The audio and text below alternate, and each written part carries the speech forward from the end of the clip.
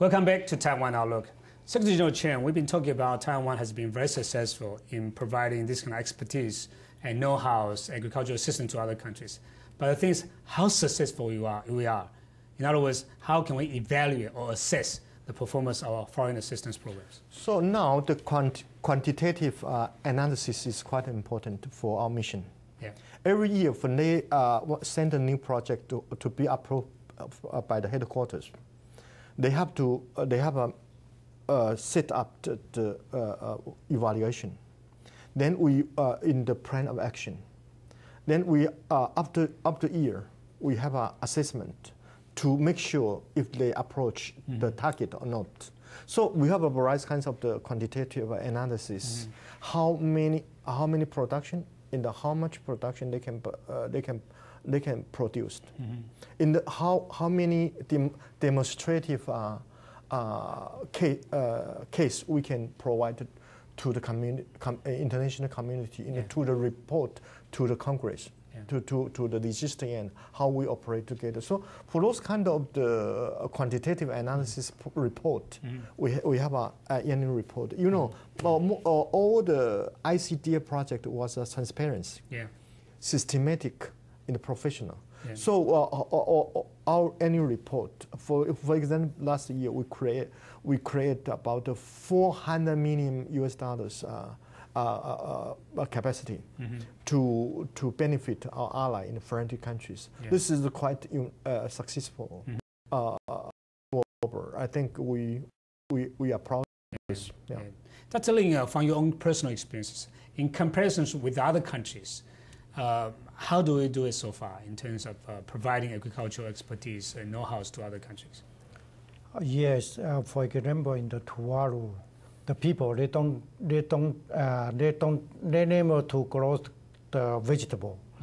They only eat the coconut, starch crops, and the fish. Yeah. So they have the high blood pressure. Yeah. And the blood sugar is also high, and they are die on the young stage because of the heart attack. So we evaluate how can we provide the vegetable, to the people, let them to improve their dietary balance, because they don't have the vitamin C come from the vegetable or the fruits. So the ICDF have the project is for the horticulture in the Tuvalu. Yeah. It's meet them their need. Yeah. So the performance is to how to evaluate and how to evaluate the how much we can grow in the all year round. And we also need to have the demonstration about the cooking, because some is a new introduced crops. They don't know how to eat. Yeah. So we need to show them how to cook, how to eat. So it's we improve the diet balance, let them get health. Yeah. I think this is also some kind of performance to evaluate. Are there other success stories that are success cases that other countries are also learning from Taiwan? Yes. For the Pacific Islands, it's quite a good case. You know, the UNDP was initiated the Nutrition Balance Project in 1959. It's quite earlier. But after the 30 years, the Pacific Island people still die at the young age because of a balanced nutrition. Is a project that was failed. Yeah. After Taiwanese, then we sent the Taiwanese Commission to Pacific Island since 1985 to 1990. After those period, we served in Palau, Solomon Island, all those countries. Now the dying age was getting older and older because of our Orient vegetable supplying very important vitamin C resources to balance their nutrition. Now they get the disease was getting the less and less. And another case, another successful case like Barkley River Development Project in Burkina Faso. We re-establish our diplomatic ties with Burkina Faso in 1989 around. Then at that time, in the right bank of the Barclay River, the European EU already have a signed agreement to develop land for the Burkina Faso for 4,000 acres. But after 5 years, in left bank, the Taiwanese State Commission successfully to develop the land to transfer the land to the Ministry of Agriculture of Burkina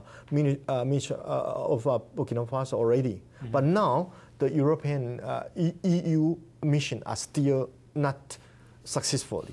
Then the EU allocated the money to ask our technical mission to develop land for them, to help them to benefit the poor people. This is for those kind of the demonstrative case is quite many. I think in Gambia, in Burkina Faso, even the Malawi, you know, the WHO just announced that we have a successful anti-AIDS in Malawi because of our medical mission there. To some name, for those kind of developing countries, we even set up the computer data for personal individual medical record. So for those kind of the cases, it's quite many. And now it's better we feel free to get on our website, the Taiwan ICDF, to know our performance through the quantitative analysis. Of course, we don't want to compete with China in providing assistance to other countries. We do it for the humanitarian purpose and so on. But apparently, China is seeing Taiwan as a target and trying to oust Taiwan from those countries and so on. From your personal experience, do you see any pressures from the China side in terms of having contacts with the local people and with the local governments in making our foreign assistance program successful? Compare both sides, mainland China and Taiwan. The technician of the Taiwan is more enthusiastic. We contact with the people, and we provide our sincerity to the people, and we also provide transfer our technique direct to the farmers. But sometimes the mainland China, they did not.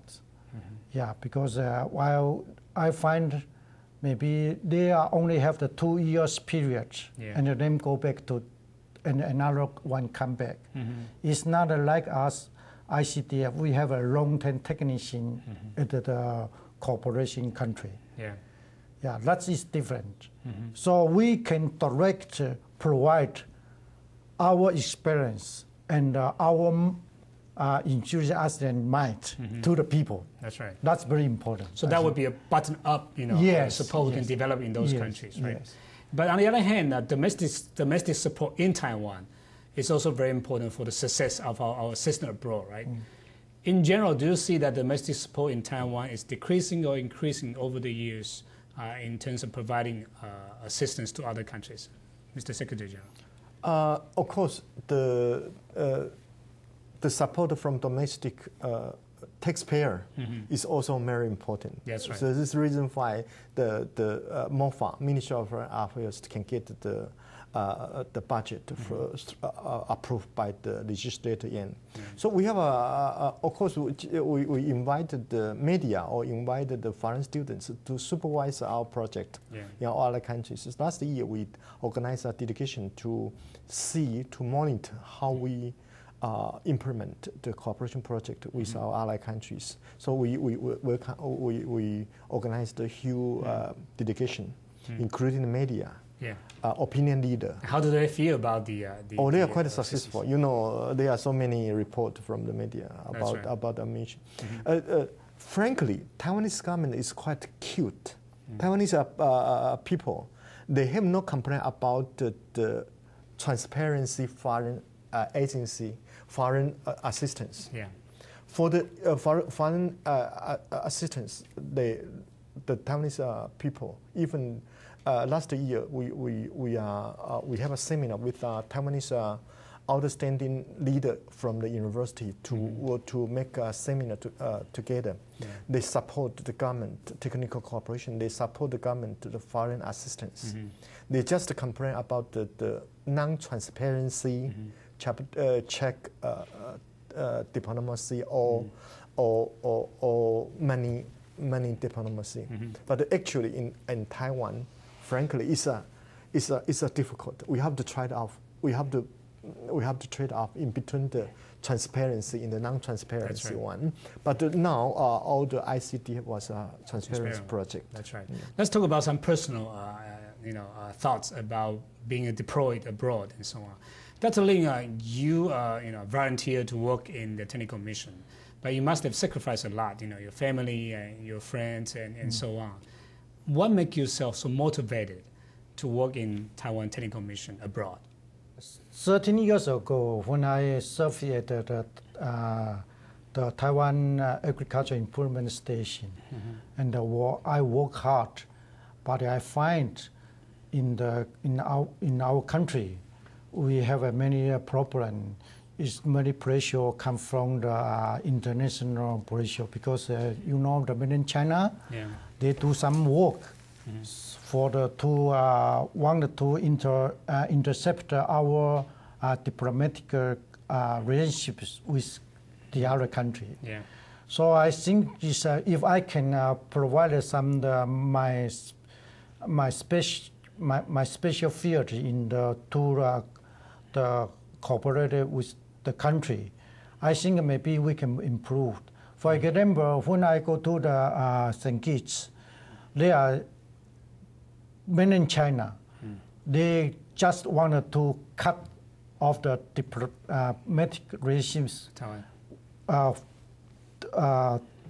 Taiwan, between Taiwan and St. Kitts. So when I go to the St. Kitts, I discussion with the cooperative country, what do you want? What we can provide? They said they are a tourism country. They need a high quality of the horticulture product. I said no problem. And they said they need a settlement, some of the people to the rain-fed area. I said it's no problem. We can assist. We can provide assistance to you to settle your people in the rain-fed area. Yeah. So this is very important for cooperation. I told them after 6 months you can come to check what performance we did. Yeah. So the Prime Minister Douglas, after 6 months when he visited the rain-fed area, they find everything different. Yeah. The farmers told him, now we are the 7-Eleven. What the meaning is? They said, we work 7 days per week, and we work from the morning to 11 o'clock. They never do that because they don't know how to crop. Yeah. But now they do it. And they also told to the Prime Minister Douglas, told them, they raise chicken in the field. Yeah. I told them, no, I don't find the chicken. Oh, they taste, because before they are poor, they don't have girlfriend. Oh. Now they have girlfriend. They told us chicken. Yeah. So you must be very proud about what you've been doing, right? Yes. Yeah. Secretary General, you also worked with the ICBS for some years. Yeah. What's your personal feeling about working in this kind of institution? My position is a political assignment, but I'm quite satisfied about our personal achievement. I would like to take this liberty to show my respect about our technician on the world. In the past 50 years, we are about 50 technicians was died on the mission. Some of them was died on the accident. Some of them died on the field because of the thunder. Some of the technicians, they was died because of malaria in Africa area. So for those kind of tough mission, I think they can. It's quite it's not so easy to imagine how they work out together, how they satisfy with themselves. Some of the people, for example, most of our technicians, they have not stayed together with their children. From their children, from the 1 year old to the 20 years old. This is a golden age. Most of technicians cannot stand together with their children to live together during those periods of golden age. So they make quite a big sacrifice. Yeah. But they have a dedication. Yeah. They have a hope. Yeah. The most important, they want to contribute to the country. Yeah. Because we have we have a very quite a difficult diplomatical situation. Yeah. So they want to benefit to the country. The most important, we have make some survey.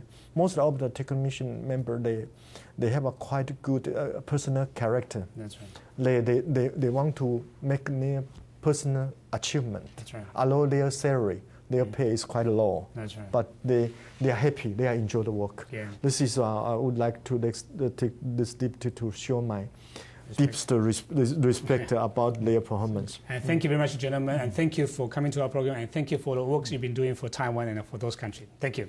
Thank you, Professor Law. Thank you. And thank you for watching Taiwan Outlook, and see you next week. Thank you.